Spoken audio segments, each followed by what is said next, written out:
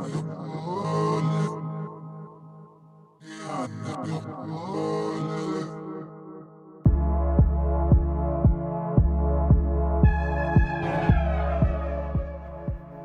guardian of light who fell in love with the night, Fred Smiles thrives in dark. Through poetic narratives, he explores themes of identity, affiliation, and existentialism. His debut album, Rage at the Dying of the Light, tackles the journey and attempt to become a man. It's about accepting the darkness in order to recognize the light. Thank you so much, Fred Smiles, for joining us here on AwareNow, sharing this time and this space for conversation. Thank you. Thank you for having me. Absolutely. So let's get right into this. A Norway native, you moved by yourself from Oslo to New York at the age of 17. On your own, you sought to find something different than what you'd known. So my question to start things off is, what is it that you are looking for? Yeah, I don't really know. I'm born and raised in Oslo, and by the time I was 17, I was kind of like, I hate the city, I hate these people, everything is boring here. It's kind of in my like rebellious teenage era, so I just had to get out. And I guess I was just seeking people that were more like me and wanted to talk about the things I wanted to talk about and explore the things I wanted to explore. I grew up in a very homogenous area where people dress the same, people talk about the same things, people like the same things. So it's kind of like I need to get out. It was boring, and I wanted to explore myself too in the big world, like who am I in all of this. So it was a lot of reasons for wanting to get out, actually. Well, it's quite a shift from Oslo to New York. Yeah. So as an artist, you manifest your talent with the music that you make. So when is it that you first found and fell in love with music? Honestly, I've been in love with music for as long as I can remember. My father used to just play all of these psychedelic rock vinyls in the house when I was little. So I just really like fell in love with it from the jump. So for as long as I can remember, actually. And if you ask my mom too, like music just stayed with me from that time always. Like I would sleep with music in my ears. I would just always, wherever I went.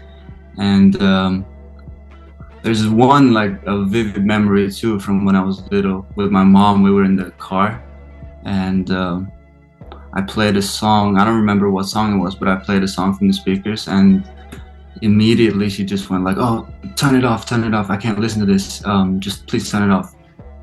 And I was a child, so I was like, "Oh, why? This is a great song." And I turned it off, of course, but I was curious, and she told me that she had listened to that song a lot when her father had passed. So it just brought her straight back to like the space she was in during that time.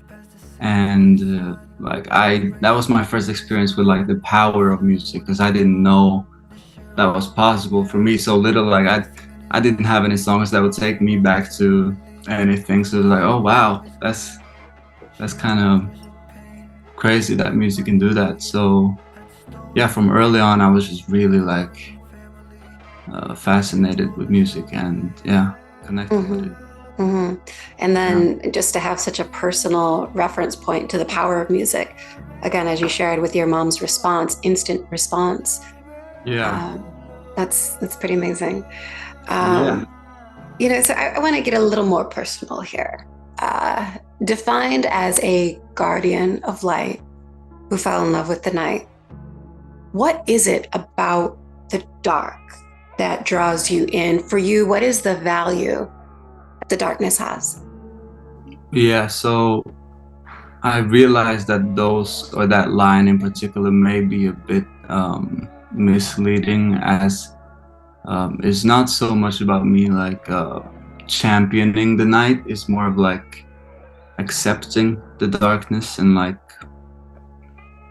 finding ways to maneuver through the night in order to like hold on to the light and anything that you might cherish and hold dear. So it's more of like an acceptance and being honest with myself. Like, okay, this is going to be a part of my life. This is how it's going to be, and if I can't deal with this, then I'm definitely going to lose like all of the things that I hold dear as well. So not metaphorically, the night is also for a long time been my favorite hours in terms of like it's the time that I feel the most creative and connected with whatever's out there. And it's a special time for me because it feels like, okay, the rest is gonna sleep, it's just me and you now, and like the stars is up, and I don't know, it's just a special time for me as well. It's the only time that I write, really, all the songs I write in the night. So yeah, it's Nice. So your debut album is then entitled Rage at the Dying of the Light. For a performance poet such as myself, I can only resurrect thoughts of Dylan Thomas and his epic poem Rage Against the Dying of the Light. So I'd like to take a moment now. Fred, please just share the story behind this album. Yeah. So the title is 100% from that poem. I just made it a bit shorter because I didn't want such a long album title. And as I was writing these songs, it was clear what they were about as individual songs, but it wasn't as obvious to me what the message was behind the whole thing. As it was beginning to take shape and feel like a full body of work, it was getting more and more clear that it was really about, like I said before, really about finding ways to maneuver through the night and the darkness in order to, hold on to the light. And I was just thinking more and more about that poem, and like, this is really a perfect description of the album, and I just stole the title, really.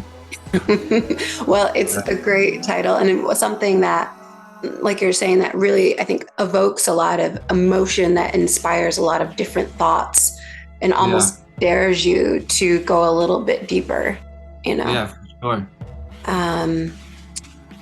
I think that piece is really interesting because when they're talking about this dying of the light, the strength and the conviction that's found in that, not a woe is me, what will we do, but rather let's go sort of mentality. Sure. And it also feels like it embraces the darkness as well, and that's the only way to like to tackle it, sort of. So it carries such power too, like you said. It's Yeah, and I like how you say there, just to embrace it and to almost to pull it around you, because if you don't fear that, then what could you fear? Yeah, exactly. Yeah, for sure. That's really awesome. So now I'd like to speak specifically. Your first single released was titled Deviate. What is it that you were trying to say in this song? What is it that you hope people would take away from this track? So this one, I guess, is one of the more direct songs in terms of the messaging. I don't think it's that open for interpretation, or maybe some of the lines, but I think I was just trying to say that it's okay to stay true to yourself and do not let just things happen at the expense of your own heart, in terms of like, because it's quite easy to like let things happen at the expense of your own heart. Like, I need to please this person, or I need to please this idea or this fantasy, and it becomes such an expense to yourself, and after a while you just be completely lost. So is it's about like follow your heart and stay true to yourself. Like the first line I say, follow your scars for directions. So it's kind of like use whatever pain you've been through and whatever experiences you have with feeling hurt as a pathway, you know, to guide through whatever it is you're dealing with. And yeah, just it's okay to have boundaries, and it's okay to say no to people, and it's okay to say no to certain things. And that's certainly a journey too, to realize that that's okay, because it can be really hard, and sometimes you just do things and it becomes such an expense of yourself, and you betray your own heart, and you just end up really, yeah, lost and hopeless. So I guess if I wanted like to have something that people take out of it, it would just be as a reminder that it's okay to do whatever's best for you. Mm-hmm, Yeah. mm-hmm. Yeah, absolutely. Yeah. Yeah, the many benefits that we can gain when we do deviate from the path and find a course of our own. Yeah. I feel like your music really lends itself to people doing that, for just sort of to step inside your music and, you know, journey through it. And it's really a really powerful album.